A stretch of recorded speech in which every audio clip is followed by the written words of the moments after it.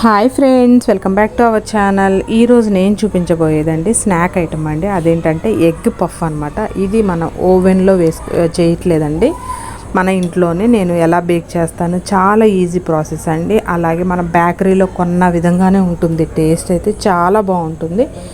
లేయర్గా ఉంటుంది, క్రిస్పీగా కూడా ఉంటుంది ఎంతసేపటి తర్వాత తిన్నా. సో ముందు ప్రాసెస్ అయితే చూడండి. ఒక బౌల్లో నేను ఒక 150 గ్రామ్స్ వరకు మైదా తీసుకుంటున్నానండి. దీనిలో ఒక పావు టేబుల్ స్పూన్ పంచదార అండి. ఈ పంచదార వేసుకోవటం వల్ల మనకి ఆ టెక్స్చర్ అనేది బాగుంటుంది. సో దీనిలో టేస్ట్కి సరిపడినంత సాల్ట్ కూడా యాడ్ చేసి మొత్తం అంతా పిండి ఒకసారి కలుపుకోండి. దీనిలో ఇప్పుడు నేను కోల్డ్ వాటర్ అండి, చల్లగా ఉన్న నీళ్ళని యాడ్ చేసుకోండి. యాడ్ చేసుకొని మనకి ఈ చపాతీ బ్యాటర్ కన్నా కూడా మనకి ఈ పిండి అనేది చాలా సాఫ్ట్గా ఉండాలి. మీకు చూపిస్తున్నాను చూడండి. కొంచెం ఇలా మనం కలుపుకున్న తర్వాత ఒక టేబుల్ స్పూన్ ఆయిల్ అనేది యాడ్ చేసి, చూసారా ఎంత మెత్తగా ఉందో. ఈ విధంగా ఉండాలండి కన్సిస్టెన్సీ అనేది.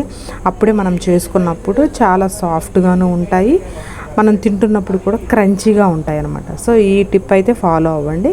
సో ఇలా కలుపుకున్న పిండిని ఒక 10 మినిట్స్ పాటు పక్కన పెట్టేసుకోవాలి. ఇప్పుడు దీన్ని మనకి ఏ సైజు కావాలనుకుంటున్నామో ఆ సైజు బాల్స్లా చేసుకొని పక్కన పెట్టుకోవాలండి. మనం నార్మల్గా చపాతీ ఎలా ఒత్తుకుంటామో సేమ్ అదే అనమాట. మీరు రౌండ్గానే రావాలి అని చెప్పేసి ఏమీ లేదండి. ఎందుకంటే మనం సైడ్ని ఎడ్జ్ చేసుకొని మనము ఈ చాక్తో అడ్జస్ట్ చేసుకుంటూ చేస్తాం కాబట్టి, సో మాకు రౌండ్గా రావట్లేదు అని చెప్పేసి అస్సలు ఇబ్బంది పడవసరం లేదు. మీరు ఎలా చేసుకున్నా ఇబ్బంది లేదనమాట. సో చూసారా, నేను మొత్తము ఇట్లా ఒక 5 చపాతీ వరకు కూడా చేసుకుని పెట్టుకున్నానండి. అంటే 5 లేయర్స్ లాగా చేసుకున్నాను అనమాట. ఫస్ట్ ఒక చపాతీకి పైన కొంచెం ఆయిల్ అనేది స్ప్రెడ్ చేసేయండి. మొత్తం ఆయిల్ స్ప్రెడ్ చేసేసి పైనుంచి మనం ఈ మైదా ఉంటుంది చూసారా, ఆ మైదా అంతా కూడా పైన ఇలా పరుచుకోవాలి చూసారా. అప్పుడు మనకి ఆ లేయర్ అనేది చక్కగా మనకి బేక్ చేస్తున్నప్పుడు విడిపోయి చక్కగా క్రిస్పీనెస్ వస్తుంది అనమాట. సో ఇలా నేను ఒక 5 చపాతీ వరకు రెడీ చేసి పెట్టుకున్నాను చూడండి. సో ఇప్పుడు 1 బై 1 నేను ఎలా యాడ్ చేసుకుంటున్నానో చూడండి. సేమ్ మొత్తము అన్నీ కూడా ఒకే సైజులో తీసుకొని, సో ఒకటి పెట్టుకున్న తర్వాత నెక్స్ట్ మళ్ళీ ఇంకొక చపాతీ పెట్టుకొని, సేమ్ మనం మొదటిది ఎలా మనం కోట్ చేసుకున్నాము మైదాతో, ఆయిల్ స్ప్రెడ్ చేసి మైదాతో ఎలా స్ప్రెడ్ చేసుకున్నామో కోట్ చేసుకున్నాం, సేమ్ అలాగే ఒక 5 లేయర్స్ వరకు నేను చపాతీస్ని మొత్తం అలా చేసేసుకున్నానండి. మొత్తం 5 లేయర్స్ పెట్టుకున్నాను. మీకు కావాలనుకుంటే ఎక్కువ లేయర్స్ కావాలి అనుకుంటే ఇంకొంచెం ఎక్కువైనా వేసుకోవచ్చు. సో ఎప్పుడు నేను చేసినా కూడా ఈ ప్రాసెస్లోనే చేస్తాను అన్నమాట. సో ఇలా అయితే కొంచెం ఎవరికైనా ఈజీగా చేసుకోగలిగేలా ఉంటుందన్నమాట ప్రాసెస్ అనేది. మనం ఫోల్డ్ చేసి అది రౌండ్గా చేసుకోవటం కన్నా ఇలా 1 బై 1 వేసుకొని మనం చేసుకోవటం వల్ల ఆ పొరలు అనేవి ఈజీగా వస్తాయి, బాగుంటాయి అన్నమాట.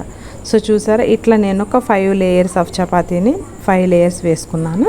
సో మొత్తం అంతా కూడా మళ్ళీ ఒకసారి పైన కొంచెం పిండి అనేది వేసుకొని, మనం ఈ చపాతీ కర్రతో కొంచెం మందం అనేది ఎక్కువగా ఉంటుంది కాబట్టి కొంచెం నేను చపాతీ కర్రతో ఒత్తుకున్నాను అనమాట. చూసారా, సైడ్స్ ఇలా మనం చాకుతో అడ్జస్ట్ చేసుకుంటూ ఉన్నాం అనుకోండి, మనకు ఆ స్క్వేర్ షేప్ అనేది చక్కగా వచ్చేస్తుంది. సో అందుకని నాకు రౌండ్గా రాలేదే అని చెప్పేసి అసలు ఫీల్ అవసరం లేదు. కావాలంటే మీరు ఇంకా రౌండ్గా కావాలంటే సైడ్స్ కట్ చేసుకోండి, ఒక బాక్స్ షేప్లో సరిపోతుంది అనమాట. ఇది ఈ విధంగా మొత్తం అంతా స్ప్రెడ్ చేసేసుకోండి. చపాతీ ఎలా మనం స్ప్రెడ్ చేసుకుంటాం అలా చేసుకొని దీన్ని చాకుతో ఒక 4 పార్ట్స్ చేసుకోవాలి. 4 పార్ట్స్ చేసుకొని ఒక్కొక్క పార్ట్ని మనం ముందు ఏం చేసుకోవాలంటే ఒక ప్లేట్లో వేసుకొని, ఈ ప్లేట్ మీద ఒక తడి క్లాత్ వేసుకొని ఒక 15 to 20 మినిట్స్ వరకు డీప్ ఫ్రీజర్లో పెట్టుకోవాలమ్మా. ఇప్పుడు మనకి లోపల కర్రీకి నేను ఒక బాండీ పెట్టుకుంటున్నాను. దీనిలో కొంచెం ఆయిల్ అనేది హీట్ చేసుకొని ఉల్లిపాయ పచ్చిమిర్చి వేపుకోవాలండి. ఈ లోపల స్టఫింగ్ కూడా చాలా ఈజీ అండి. ప్రాసెస్ చాలా టఫ్ ఏమో అనుకుంటారు కానీ చాలా ఈజీగా ఉంటుంది. సో ఇప్పుడు దీనిలో నేను టేస్ట్కి సరిపడినంత సాల్ట్ అలాగే పసుపు యాడ్ చేశాను. మనకు ఉల్లిపాయ లైట్గా మగ్గితే సరిపోతుంది అనమాట. కొంచెం చిన్న పీసెస్ కట్ చేసుకున్నారనుకోండి మనకు తినేటప్పుడు బాగుంటుంది. దీనిలో ఇప్పుడు నేను రెడ్ చిల్లీ పౌడర్ కొంచెం యాడ్ చేసుకుంటున్నానండి. అలాగే చాట్ మసాలా అనమాట. చాట్ మసాలా అయితే స్కిప్ చేయకండి, మనకు ఆ ఫ్లేవర్ రావాలంటే కంపల్సరీగా చాట్ మసాలా అనేది యాడ్ చేసుకోవాలన్నమాట. సో చాట్ మసాలా కూడా యాడ్ చేసుకొని ఒకసారి దీన్ని మొత్తం అంతా తిప్పేసుకోవాలి. తిప్పేసుకుంటే ఇంకా మనకు లోపల స్టఫింగ్ కర్రీ అయితే రెడీ అయిపోయిందండి. నేను ముందుగానే ఎగ్స్ అయితే బాయిల్ చేసుకుని పక్కన పెట్టుకున్నాను. చూసారా, ఇవి కూడా మనకి ఈ ఫ్రిడ్జ్లో పెట్టుకున్నాను. చూసారా లేయర్స్ ఏ విధంగా కనిపిస్తున్నాయో మీకు.